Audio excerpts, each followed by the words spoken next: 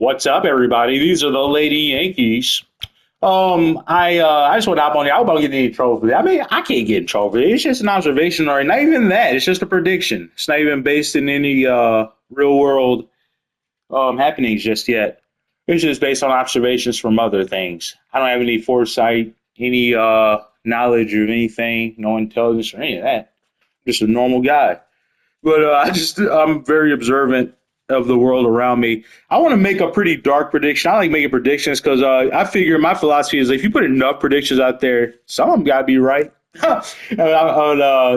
Anyways, I want to make a. I've already made a prediction of what I think the Trump presidency is going to be like as a whole, but I want to just make a societal prediction.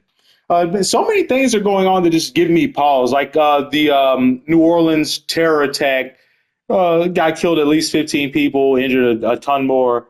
The same day as a guy blows himself up, shot himself in the head, then blew himself up in a Tesla Cybertruck outside of Trump Tower. And you got Luigi Mangione, you got the guy in Virginia who was found with over 150 homemade bombs. Man, what is going on in America? But I guess it's a logical endpoint to what we've been, conditioned to. I'm sorry, I just want to look at my newest creation, Sidney Kale. Got a good look. But anyways, I mean, I think this is a logical endpoint of a violent society. I mean, let's be real here about what our society is. It's very militarized, even sports. I can't even watch sports without being militarized. Weapons are glorified, war is glorified, and everybody has a gun. There's over 400 million guns. Like, people are making bombs now, apparently. Wow. Okay, so here's my prediction. I kind of pussyfooted around. I thought about not even making this video because I don't want to be on anybody's radar. Like once again, I don't know anything. I'm just observant. I'm not a violent person. I don't plan to be violent. I got too much going for me. Too much to lose. As well. But my prediction. Let's just stop. Let's just get to it. I feel like 2025 is going to be the biggest year in terms of political assassinations.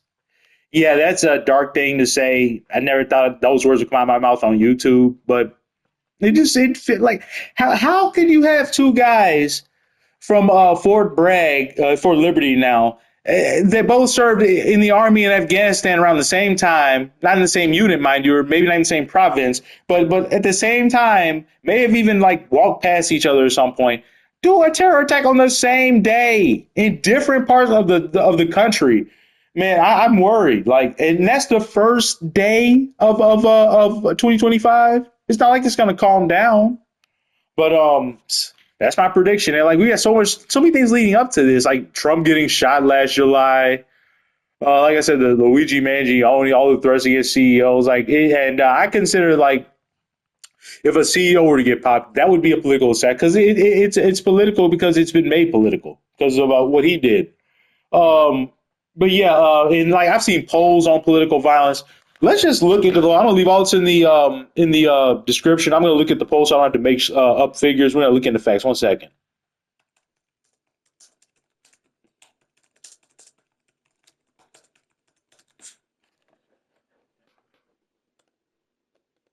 Okay, we're gonna look at multiple polls.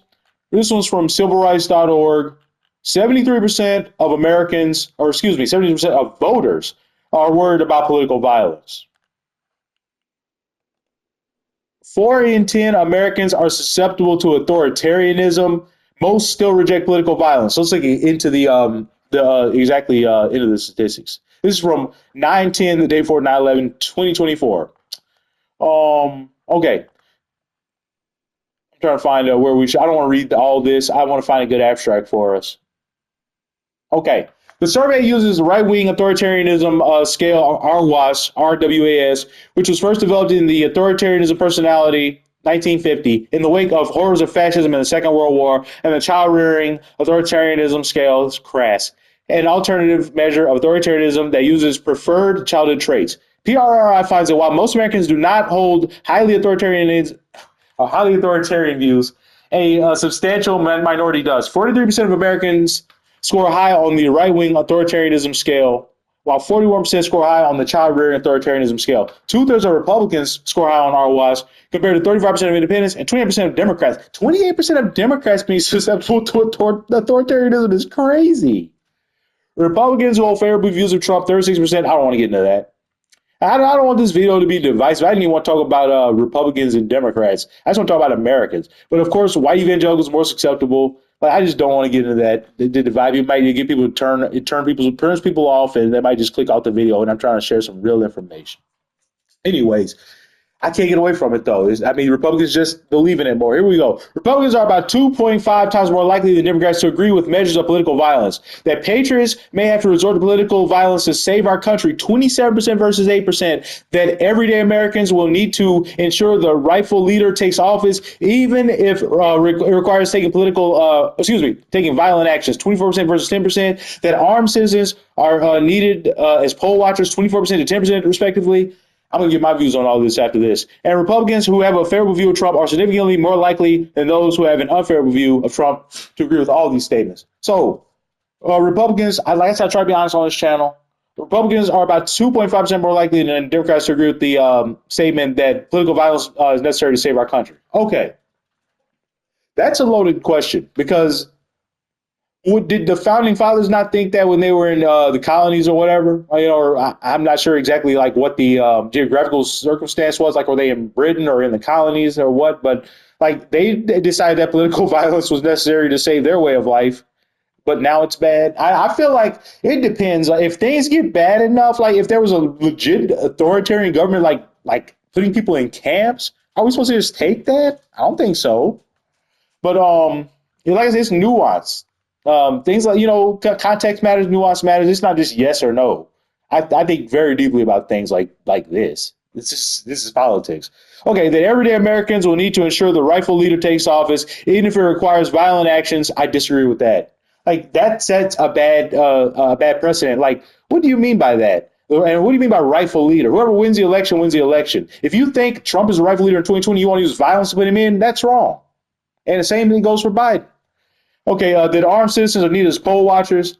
I disagree with that because that intimidates people. It sends a bad message, and it's just not needed. When have we ever in history felt like we need armed poll watchers? I can see if like thugs were intimidating people at the polls, you need somebody like cops there or something. But armed poll, I don't think that's needed. Like, I go vote every cycle or whatever. There's no violence in my polling place. There's no like thugs or any intimidation. It's just a library. I think it's like most polling places are like that. You don't need armed poll watchers. But yeah, I don't have a favorable view of Trump. And anyways, that's my views on that stuff. Let's see. Is there any more we want to read? I don't want to talk about Christian nationalism. But yeah, guys, let me see if there's another poll I can find. Okay, here we go. The New York Times. Recent poll examines support for political violence in news. I think this is the one I saw. A nationwide poll last month found, this is from, I can't remember if I said this, from July. What? It's from the day Trump got shot? I hope that was like the evening of, because that would be creepy as fuck if it was the morning.